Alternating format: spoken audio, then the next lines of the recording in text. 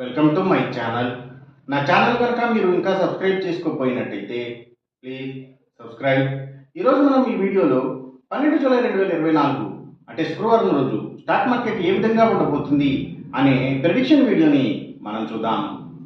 అసలు శుక్రవారం రోజు ఓవరాల్గా స్టాక్ మార్కెట్ ట్రెండ్ ఎలా ఉండబోతుంది అనేది తెలుసుకునే ముందుగా ప్రీ మార్కెట్ సెషన్ గురించి మనం ప్రెడిక్ట్ చేయాలి అంటే అంతకన్నా ముందు రోజు అంటే Thursday America stock market Nasdaq పాజిటివ్గా ట్రెండ్ అయ్యే అవకాశం ఉంది.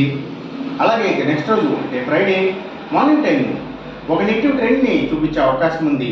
ఏషియన్ మార్కెట్స్ ఒక నెగిటివ్ మూవ్మెంట్ని చూపించే అవకాశం ఉంది.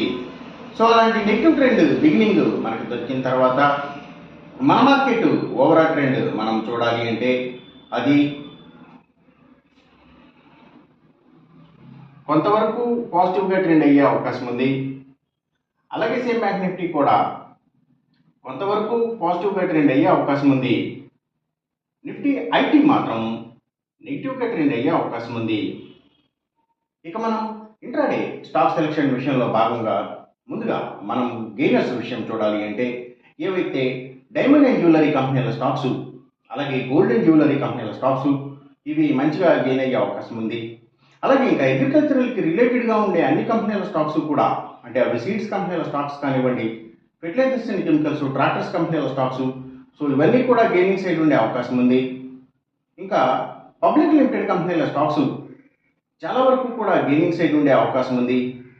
ఇంకా Nifty pharma and hospitals stocks ఇవి సర్వీసెస్కి సంబంధించిన అన్ని కంపెనీల స్టాక్స్ కూడా అంటే అవి courier services, delivery services, pharma deliveries, education సర్వీసెస్కి సంబంధించిన కంపెనీల స్టాక్స్, సో ఇవన్నీ కూడా గెయినింగ్ సైడ్ ఉండే అవకాశం ఉంది శుక్రవారం రోజున.